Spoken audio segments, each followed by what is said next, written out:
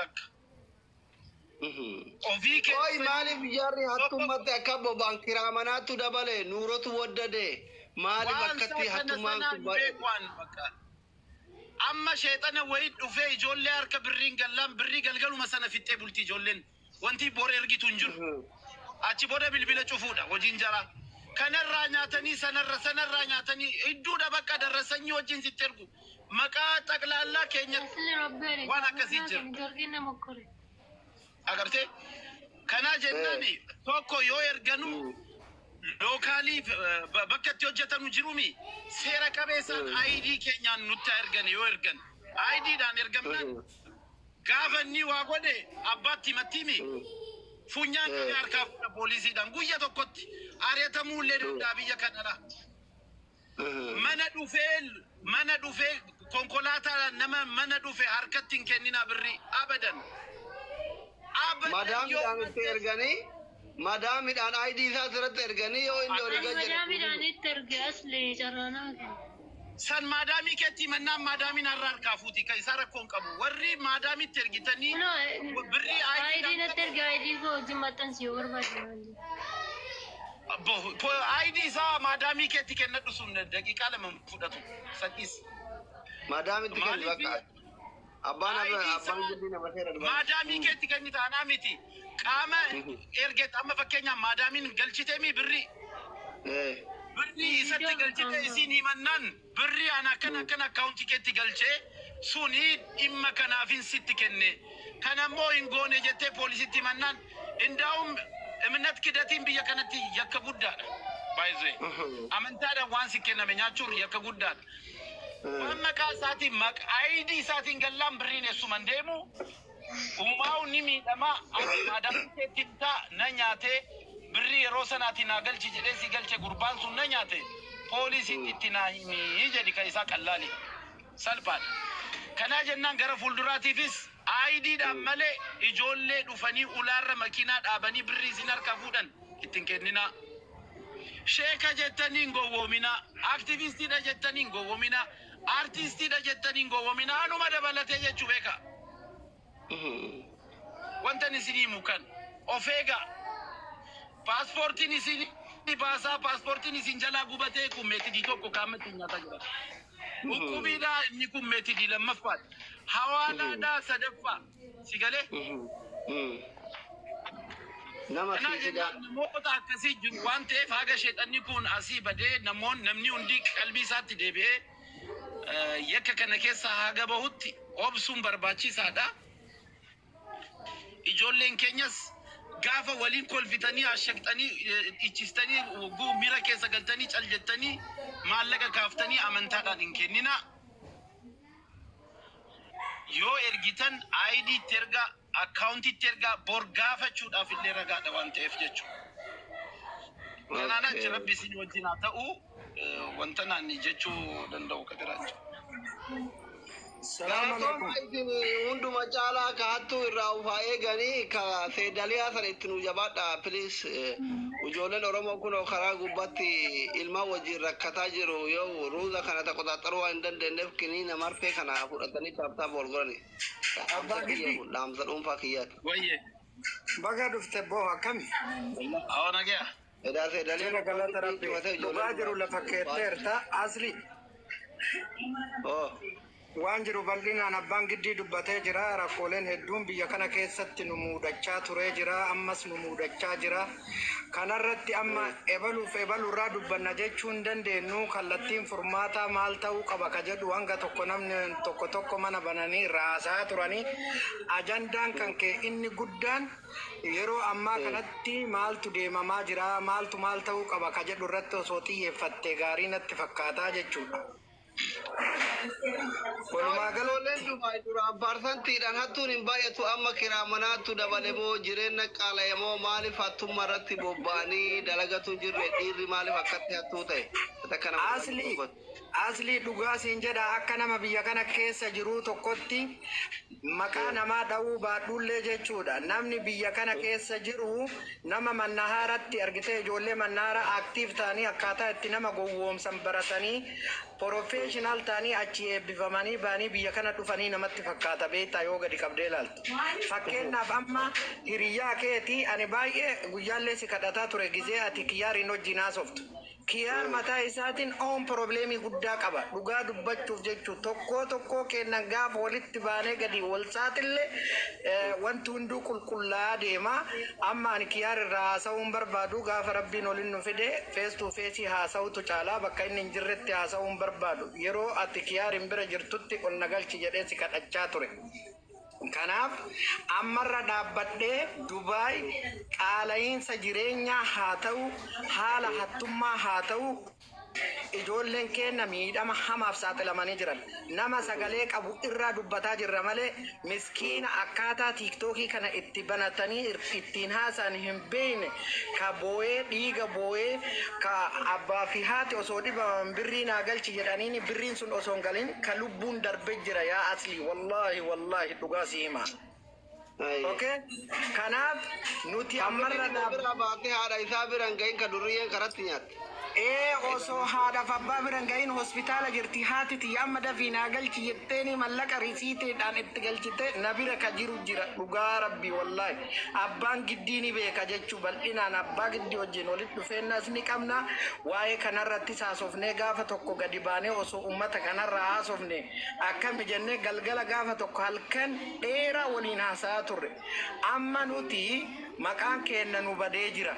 Namni rakkoo hin qabne biyya kana keessa hin jiru yaa asli yaa obboleessa kiyya wallaahi laziim. Ani amma waa'ee mucayyoo tanaatii fi waa'ee seenaa amma biyya galtee kana hin dubbadha yoo jedhe yeroo nan ga'u ani gabaabbinumatti akka nama tokkotti yeroo dubbattan ajandaa fiddan ajandaa sanirra dhaabbadhaatii kallattii furmaataa kaaya wanti tokko hin ka'a. Osoo furmaatan argatin guyyaa lama hin haasama sana booda hin hafa jechuudha. Waan tokko qabina qabdan gadi lakkisina kallattii furmaataa kaaya. Namichi waan tokko balleesse sun waan saniif furmaata osoo hin argatin gaafa guyyaa lama sadi dubbiin isaa eega dhaabatte kabiraa duuban itti fiddanii wanti sun achitti rarra'ee hafa. Kuni gaarii miti aslikii. Kanaaf waan amma Facebook kanarratti homaa jettashi waa'ee birrii deegamaa kan dubbataa jirru waa'ee saamichaati waa'ee gadaamessaan isaanii miidhamee jira biyya galaniitiin dhalanii ilmoo guddifachuu hin danda'an awutomaatikaalii ijoolleen miidhamtee jirti dhalaan hin gowwoomtu jechuun immoo hin barbaachisu dubartii takka sossobdee gowwoomsuun salphaadha haala salphaa ta'een gowwoomti. Kanarra dhaabbannee hin haasofna yoo jenne dhalaa teenna namni gowwoomsaa jiru ijoolluma Oromoo kenna. Ijoolleen amma warri soddaa amma osoo godhaniyyuu kallattii furmaataa kaa'aniif obboleessa kiyyaan dhugaa jiru sitti hima. Rakkinnaa baasan maqaan nama sanii akka tuqamuun fedhan gama manii obboleessa kiyya dhugaa yoo barbaadde dhugaa takkaan sitti himan. Qoricha injira qoricha hin fidan qoricha itti gurguratan asuma itti ulfeessanii ofii isaaniitti itti gurguratan yookaan zoor biraa jedhanii biraa deemanii obboleessa kiyya ijoolleen keenya miidhamanii jiranii. Maallaqa kiniini ulfaatiin bitan itti dabalanii irraa fuudhuuf itti ulfeessan jettamoo jaalataniitu itti ulfeessan jettee yaaddatte akka nama Dubaay jiru tokkotti ijoolleen dhiiraa kun. Akka nama biyya kana keessa jiru tokkotti biizinasa godhatanii jiranii siin jedha. Okay, kiniin yoo nama dhibba afurii shan irraa fuudhuuf. Habibi 200 jiru 800 haga kumaa irraa guurutu jira siin jedha gabaabinumatti. Gatiin kiniin meeqa biddatti? Isaan birrii 220 Itoophiyaa irraa fidanii asitti birrii 900 itti gurguratan. Qabatama kumaa gurguratan. Kun beekama giddiin jiru maa? Ani kana gadi fageennan abbaa giddiin jiraaf sadaliyaa isaa hin jiraaf hin jiru wanni ani irraa beeku tokko hin jiru. Tariitii isa biratti illee argamuu danda'a. Innis qaala'insa jireenyatiif ol itti qaalessuu danda'a. Diskaawunti jedhanii bakka biraa deemuu danda'anii kana abbaan giddii deebii itti haa kennu. Oromoo. Ajaa'iba dudulli. Abbaan giddii amma ila akka nama tokkotti jaarsi nu biyya kana keessaa qabnu abbaa giddiitti utaalee ba'e ma. Abbaan giddii dadhabina meeshaa dhiyeessuu dadhabuudha kan ka'e ijoolleen keenya karaa gubbaatti dhalataa jiru. Dhageeffat aslii natu sitti maa dhagaye wallaahi gaafa dhugaa dubbattu kallattii ittiin sirraa waa dubbatan barbaadan ani wallaahi abbaan barbaadamee as bahee Nuuraddiin kana na godhe ragaan qabatamaan kiyya kana gaafa jedhe wallaahi dhukkeen irraa kaasanii rakkoon tokko hin jiru harka kennadha gaafa san garuu hudduu ittiin hin dhufnettiin salfattu sii gala amma namni dhugaa qabu wallaahi dhugaan qabne as bahee mana kan kee kana seenee hin dubbatu sooqidduma akkamiitti ija dhiqatanii akkamitti as bahanii warra dubbatuuf garuu iblaanyiidhaan baay'ee tokko gireet sheemu wantoota nama silaa nuti beenu nama silaa ragaan qabatamaan nama bira jiru as bahanii mana banatanii ati seentee gaafa wajjin irraa dubbattu wallaahi baay'ee tokko sheemin nama qaba sii gala gaarii miti wanni akkasii gaarii miti. Kanaaf aga danda'amaa ta'een waan amma irra jirtu kana sababa mana kana ittiin banteef kana sababa mucayyoo amma biyya galtee booyaa imimmaan isii as fiddee fuuldura keenya iskiriinii irra keetteetti nu argisiisaa jirtu kana akkam goona ka jedhu kallattii furmaataa osoo irratti haasofne irra gaarii. Amma furmaanni mucayyoo kanaan akka asliititti umeessoon jira ati jirta abbaa giddii jira ijoolleen Dubaay keessatti mumudhatan kun yoo dandeettan gurbaa itti dhaqaa maqaa waliin nu bada jedhan akka isaa irraa fuudhaaf yoo dadhabdan waan isiin barbaaddu walitti buusaa ergaafi hojii haa eegaltu. Wanni walitti buufnu tokko hin jiru laala aslii takkan dogongoriin walitti buusaa kanaayyuu kan tokko waa qaballeessaa jiru inni guddaan. Wali buusaa kanaayyuu ka waa balleesse dhugaa rabbii siima amma akka nama tokkotti komeestoon har'a mana banee ture achirratti namoota wal beeynu hedduu isaaniitiin haasaa turre gareellee uumee jira achirratti hanga tokko haasaa jirra bakka milkiin jirutti. Seera akkamtu danda'ama. Dubaay keessa jamar manguddoon hin jirtu. Manguddoon Dubaay keessa hin jirtu. Ka sheekhiin jiru. Namnummaan rabbi sodaatu Dubaay keessa hin jiru. Namni ka gara wal guute Dubaay nu gayyaa'a. Ka akka fedhe wal godhe ka birrii namaa nyaate hundi Dubaay nu gayyaa'a. Bismillah maaluma musiibaan uummanni Oromoo Dubaayitti uummanni keessaa uummanni Itoophiyaa Dubaay fide dhiyoota na gurbummaa kun ilmoota intala takka gadi hin finne intala takka gadi hin finne diqaalaa afur gara guutanii nutti gadi hin finne gargaara Oromoo hin jiru ifiifitti guute sanuuni kijibaa namni itti guute hin jiru. Suni gaasuullee akkasuma ulfaaullee biyya kana baay'ee salphaadha. Barbaabbaasuullee salphaadha. Kunuunaa rakkoon qabu.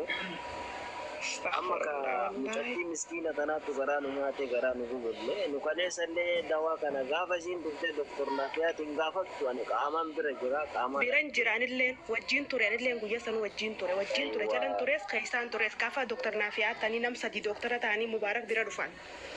Waa fayyaa ta'e akkasitti kanii sanaan bira jirraa yoo isiin haala dawaa gaafattee mucattiin tuta jabaachuu qabdu jabeessaa jedhee Tapi gue nanti guys, pilih gue share gue nanti. Amma wanti rakkoon qabu maali gosi haka siira baasu. Taaf pilih gue nanti bakka bujurame. Dedi jira ila. Anu aja jira kicu share ne gue nanti akka di takka salah jira share ke gue ersit sanu hasan lu di demale rakyat aja rakyat abe. Butuh jira. Otas jadi nih kayak si Dubai lah tidak ada ya ratai. Rakyat aja sirrit. Bola lepas bola. Haasoo nummaan isaatu si ajaa'iba asliin akkatti inni itti qabee itti dhiibaa jiru wallaahi billa abbaan giddi dhufee. Addameere bade gurraacha haati jettee. Bar sheer si godhee dhufuu diddeeti bar sheer si godhee jiraan. Sheer si godhee jiraan. Anayyuu isayyuu natu. Mana irra geenne tokko hin jiru kanarratti kallattii akka qabsiisu mootu waa irra keennee jirra yaada tokko irraa fuudhiitiin anis irraa bu'uuf deemaadha. Komeesto anama gaafii si gaafadhu akka jiraataa Dubaay tokkotti ati jiraataa Dubaay tokkotti jireenyatu qaala'e moo mana kiraattu dabale moo hojii dhabame moo bara kana keessa akka dur daran dachaadhaan maaliif hattummaan baay'ate maaliif shamarran keenna mana hundaa booyanii hunduu maaliif dhiiruma Dubaay jedhee himataas gaafiidha. wallahi asli kiyya dhageeffadhu biyya kana keessa dalagaan hin jira. Nama dalagate wallahi akka gaarii dalagate ilmi dhiiraa taate dubartii taate dalagaa bareeda jira biyya kana keessa. Ante caalta nugusa dhugaa rabbi. Osoo shamata madeessitteeru maasne bobba'e hanna irratti warri bobba'e akkasitti hattuun biyya mara jirti. Hanna irratti warri bobba'e dalagi jechuun hin ulfaata. Abbaa dalageef dalagaan hin jirti. Warra hanna irratti bobba'e kana ammoo akkitti uf keessaa baafnu fi akkitti kararraa qabnu qara irratti wanni dalayne tokko hin jiru. Wanni irratti dalayne hin jiru. Waan kana ammoo amma booda hattu as keessa teessee maqaa Dubaayiin hundi keenya walitti qabnee itti xoreeffamaa jirru kana akkamitti uf keessaa baafna akkamitti gartee maqaa nama kanaa dhooyne irraa dubbanna ka jedhu nullee yoona achi wanni cal'ifnu tokko hin jiru. Garuu biyya kana keessa hattu osoo hin taane dalagaan akkasuma akka abbaan barbaadetti jirti dalagaan biyya kanaa. Walaa dhiira walaa dubartii hin jira hojiin abbaan dalagateef jechuudha. Garuu nama hanna barateen kootu dalaga yoo jetteen baay'ee ulfaataadha. Malee biyya kana hojiin dhabamee namni waan dalagu dhabee waan ta'u dhabeetii miti kan hanarratti bobba'e. Nadhimee baqara mana hundaa ijoolleen ima bootti. Ayyee galatoom amma obboleettiin teenna hawwiini mana yaalaa jettan ka eegasin jettan mana yaalaa aadanna fakkaata milkii walitti bananne jette naqabsisanii biyya galchan jetti kun imman argaa jirta kun bishaanii miti fuuraa miti waan kana akka nama yeroo baay'ee bakka sargiitti mana nyaataa koofiyaa guddaa qabu maarree reestooraantii sanfaatti jaalofaa wal jettan bakka garagaraatti waliin isin arguutti odeeffannoo waan kana hagam quba qabda mucattiitu miidhamtuudha moo obboleessa keessattu miidhamaa sitti fakkaata yaaduma wal qixa waan hubannoo rakkoo waan kanaa jedhee hin gaafanne garuu kana wal geenne dhaynee wanni kun akka ta'e intala tanaaf intalli booyaa jirti innillee deebisaara ati hiriyyaadha wajji rakkoo bal'oo dabarsitanii hawwillee nama dawaayyuu irraa fudhate maaltu itti bilbiltee gaafachuus dhooge galtee argaa jirta milkii wanni gaafatuu dhabeefani haasa'a turre keessaan namuma wajjin nama gurguddaa qabannee dubbiin kun dubbii xiqqoo miti dubbii qaldiiti miti dubbii lubbuuti beekta kanaaf gara namni itti bilbilee gaafatuu irra itti dhaynee nama tokkoon gaafatuu irra waan siiriyeesii waan ta'eef qaamumaan itti dhaynee gaafanna jennee murteeffannee lafa kaayanne malee isa sodaa yookaan isa maali milkii yoo balleessee jiraate dirqama waan balleesse san hin fudhata jaalatee asoon taane dirqitu isa fudhachiisa. Sigale kanaaf akkanatti akka nurraa hubattan jechuu barbaadeni Dr. Asli. Amma asli atis akka gootu beektaa amma Nuruddin shut up. irraa ba'uufi bannaati. Daqiiqa sekondii kudha. Eshi akka gootu kumeestooni hanga tokko kallattii keettee turtee mana bantee amma direct eessatti akka wal geennuu fi akkamitti akka wal geennu milkiillee garee sanirra galchiiti. Okko kanaafuu siin jedha bar kanaafuu amma deemiiti isallee finnee asirra teennetiniin mana seennetiniin haasa'urra dhugaa jiru dhugaa inni qabullee laallee dhugaa mucattillee lafa keenne gama miidiyaa kanatti haa xumuramu yoo jedhame gama miidiyaatti lafarratti yoo haa xumuramu ta'e immoo lafarratti xumurra asirra teennee gaarummaa milkiillee gaarummaa mucattillee badummaa milkii badummaa mucattillee haasa'uun kallattii furmaataan ta'u asirratti nu eenyullee eenyuun xiqqeessuuf osoo hin ta'in dhugaadhaaf dhaabbannee dhugaa jirtu dubbachuun dirqama keenya waan ta'eef Aye. Adde Faiza natti fakkaatu yoo dogoggoruu baadhe Faiza. Oye, salam alaikum. Wa alaikum salam nagaa. Nagaa jirtu. Jirra atiin tuni qarree jabduu Suudii keessaa qabnu turtee biyya galtee biyyatti hafuurri kee iddoo dhabamee hin hidhamtee waan kee wallaallee turre. Dhiyenna kana Dubaay hin baatee baga rabbi achi si geesse tokkoffaa nama baay'ee si jaaladhu si dinqisiifadhu tokkorraayi akka nama dhuunfaa tokkotti akka doktorii keessaan ka chaayinatti bartee tokkotti amma yeroo kana Dubaayitti argamta ergaatti Dubaay dhayxee ka duraanii caalaa roorroon shamarran keenyatti hammaate mallaqa saamamuun biyyarraa obboleetti siifinnaa obboleessa siifinnaa jaarsa siifinnaa jechuun birrii biyyatti ergina jechuun sifuuna jedhaniitiin sobaniitiin sossobuu maal jechuun rakkoo Saydaliyaan abbaa giddii wal cufatee wal qabatee kunoo yoo adiiqa dhayxu bakka garagaraa dhayxu daa'imman Oromootti mi'uu jedhan akka xuuxillaa tare waan kana me'ate akka nama qarree Dubaay takkatti roorroo isirratti deemaa jiru kana maa callifte waan sodaattee jiramoo wanni shamarran kenna jettu kun dhugaadha moo soba yoo dhugaa ta'e ati maa callifte yoo soba ta'ellee rakkoon qabu yuumee akka hin daldalaa takkatti akka nama waa hubatee waan hunda yoo ka odeeffannoo hin qabne taatu xiinxalee irra ga'uu danda'uu tokkotti waan kana maal akkamitti ilaalta waan ijoolleen kenna jedhan kan. Duraan dursee si galateeffachuu barbaada asli. Sobaa miti wanni jiru waan dhugaati. Wanni tokkollee nu sobaa miti. Kana keessatti ani nama ofiitii yaafuu miidhameeti. Sagaleen deebi'aa jira na fakkaata garuu isin bira. Isi deebi'aa jiru waan ta'e abbaa giddiitti nu rabbashaa jira. Fiizaa biyyarraa gaafan dura dhufu jechuu birrii Itoophiyaan ergisiisanii 52,000 jechuu. Diinaara 800 sharafamaa. Nama sanaan hin beeku abbaa giddii beeka. Birrii Itoophiyaa taa'ee itti ergee intaloon sun birrii nyaattee fiizaa akka hareen na baafamee kan hin dhufe jechuudha. Nama ofiifuu Dubaay keessatti dhalaadhaan hatame birriin na nyaadhame jechuudha. Dubartiin dubartii nyaatti. Abbaa manaa ishillee hin qabaa. Garuu maal godha? Kolbee ammaan tana miidiyaa irratti wanni hundaan dubbatamu sii galee riisiitiin itti ergeen illee ni innaa furmaanni jiru. Ijoolleen rakkachuu caalaa wanni nama dhibu hin jiru. Yoo biyyi guutuun akkanumatti kan sodaachifamu kan ta'u ta'e yaa ergan aan dhufe ijoolleen akka rakkachuu furmaata dhiyaate waan ta'eef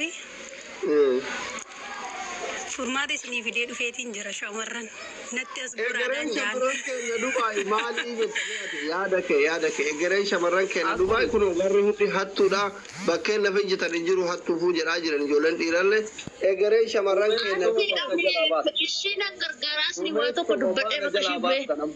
Maal waan dubbadha qoy karaa zigeen. Ganni naa dubbattu rakkoon qabu garuu anis waan hin jechuu barbaadu jira. Ati akka nama Dubaay hin jiru tokkotti akka nama hattuun marfamee tokkotti egereen keenya maali jetta egereen shamarran Dubaay maali jetta ganni waa Dubaay jirti miti gonni abbaa keessa jiru fayyadu. Ijoolleen Dubaay yoo na amanan jechuu dhugaa dubbachuuf hojii kana hojjechuuf illee karooran qabu garuu ijoolleen Dubaay amma gana dhiirocheen hundi isaanii adiiqaa keessa yoo na harkan naqaluuf illee taa'uu danda'an jecha kana dubbachuu hiyyaaf immoo ijoolleen shamarranii ani nama waggaa 5 biyya Arabaa mana Arabaa xaragee dhiqeetis hojjetee beeku. Akka itti birriin dhufu nan beeka jechuudha. Akka itti madaamin nama aggalaammatu nama ergitu nama gootu nama beeku dhuga sirri. Akka innaa ijoolleen teenya rakkachurra ani rakkadhee bakka isaan barbaadanitti birrii isaanii ni ergaaf dhaabbadhee jechuu arraboota. Yoo isaan barbaadan jechuudha. Nama 2,500 kanarratti waada seena akka birrii shamarree tokko diinaara takka ilkee kiyyarran kaanne jechuudha. Isaaniif qofa akka hojjetu.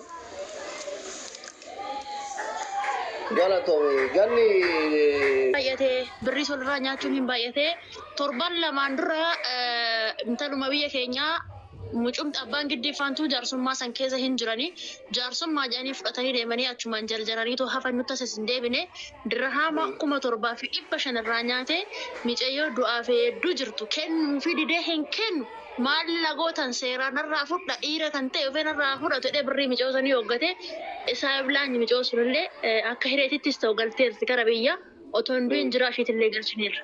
Hin baay'ate waa'een kun biyya Dubaay keessa sirriitti baay'ate asli ko hundumatuyyuu godhoksa dhugaa rabbi waliif dubbatan malee shamaraaf hin dubbatan bakka wal beekan isaan hundi isaan jaarsummaa jedhanii asumarraa fudhatanii deemanii sittas hin deebisan ani ijoollee shamarraniitiif hin dhaamsaa dhaama akka intala shamaraa takkatti akka hojii biyya Arabaa beekutti biyya Arabaa takkuma Dubaayis ta'eessumayyuu ta'e akka itti finnu hin beeknu gubanneef finna. La asli duddi keenyan hoolletee finna. Dhaggeeffadhaa waan asin hin jiru. Tokko galaafadhaa biyyuma Dubaay keessatti tokko galaafadhaa yoo san namni tokko sanarraa nyaatu. Gumaa baafadhaa dhugaa. Daangaa darbe tokko galaafadhaa tokkorraa muraatoo nurraa haa ta'an gati. Ilmi Oromoo intala Oromoo akkatti boocisa guyyoo amma torban makana keessa dubbii seenaati asitti sadaffaa mucaan kun dhufe jechuudha. Sadaffaa mucaa kanarraa dubbachaa jira. Irraa muranii maal godhan ibsii godhatan moo maali faayidaan isaa yoo irraa muran?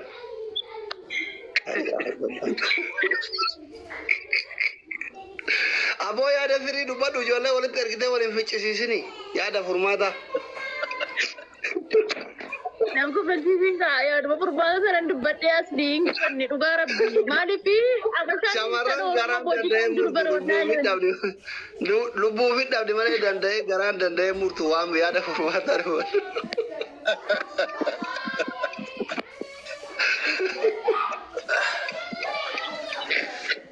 Gandi fidhattee sibiila kana kolfaa jirti. Asli hirrakkanne dhugaa rabbi hirrakkanne beektaa xannasa tokko tokkoon hundaa keessa nyaan dhugaa ilaa nama sadi nama afur amma hattoonni kuni warra akkatti maqaan isaa guyyoon bahaa jiru kun nama afur nama shan nama jahan caallan garuu warra nagaan dalagachaa jirullee karaatti cufanii jiran beektaa. Koppilinki yeroo jecha godha gaa'e keessattuu ijoollee shamarranii qimamii mana madaam sagalee isinii taarra sababaa keessan Maammadoo walitti bu'aa jira koppilinki godha akka wannoo nutti ergine riippoortii akka hin goone Maammadoo dunuunfattee riippoortii gooti hattoonni muroota. Amino ajala ergate irratti fakkaata si argaa jiru lokko tokko barreeffadhu. Kanaafiyyuu abbaa gidduu wanni haasofni harkaa badeera miira keessa galtee haasa'e irra Anatu haasa duraan dursee asli shaagalatoome.